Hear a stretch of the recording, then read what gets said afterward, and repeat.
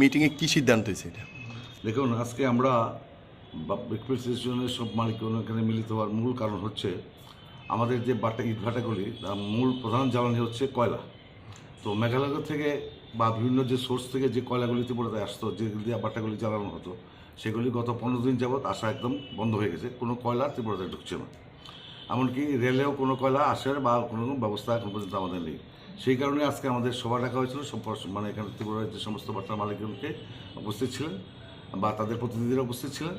সেখানে মিলে একটা আমরা যেহেতু বিকল্প কোনো ব্যবস্থা নেওয়া হচ্ছে না, কয়লা আসছে না এবং কয়লার বিকল্প কোনো ব্যবস্থা না থাকার কারণে আমরা মোটামুটি সিদ্ধান্ত উপনীত হতে বাধ্য হয়েছি যে বাটাগুলি বন্ধ হয়ে যাবে। কারণ বাটাগুলি অটোমেটিক্যালি বন্ধ হয়ে গেছে বা যাচ্ছে।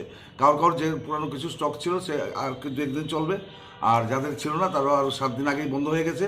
বেশিরভাগ ক্ষেত্রে বন্ধ হয়ে গেছে। আর কিছু যাদের কিছু স্টক বেশি ছিল সে হয়তো আগামী 7 দিন বা 10 দিন চলতে পারবে, তারপরে টোটালি বন্ধ হয়ে যেতে পারে, কোনো বাট্টাই চলবে না।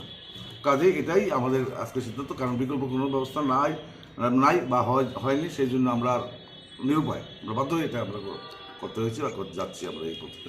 সরকারের কাছে কোনো রিটার্ন দিয়েছেন? হ্যাঁ, সরকারের কাছে অবশ্যই আমরা নিবেদন করবো, সরকারকে জানাবো যে রেল বা অন্য কোনো পদ্ধতিতে কয়লা আনার জন্য যায় কিনা, সেটা আমরা সরকারকে জানাবো, অনুরোধ করব। যদি কিছু ব্যবস্থা হয় তাহলে আবার পরবর্তীকালে আমরা আবার জানিয়ে দেবো কী হয়। এটাই টোটাল কয়টা বা বাট্টা আছে আপনাদের? 300 বাটা আছে, 300 ইট বাটা আছে। 300। এর মধ্যে ধরুন 280 চলছে, কিছু বাট্টা বন্ধ আছে নানান কারণে, আর্থিক কারণে হোক, জ্বালানির কারণে।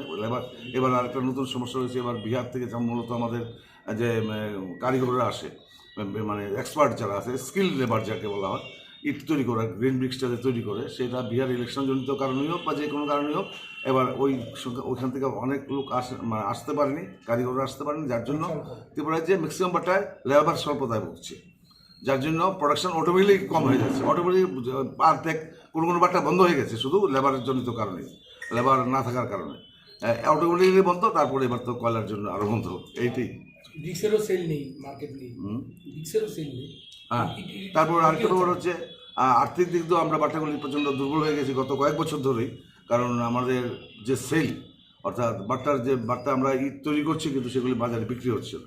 বিক্রি না হওয়ার কারণে যেই ইটগুলি আমরা 14,000-15,000 টাকা করে বিক্রি হতো, কারণ কয়লার দাম ছিল 16,000-17,000 করে কয়লা কিনে আমরা বাট্টাতে বিক্রি করতাম, এবং প্রায় লসেই বা কোনো সময় লস ছাড়া, মানে যে মূল্যে আমরা বিক্রি করছি উৎপাদন খরচে প্রায় কাছাকাছি চলে যাচ্ছে, খুব সামান্য লাভ থাকে।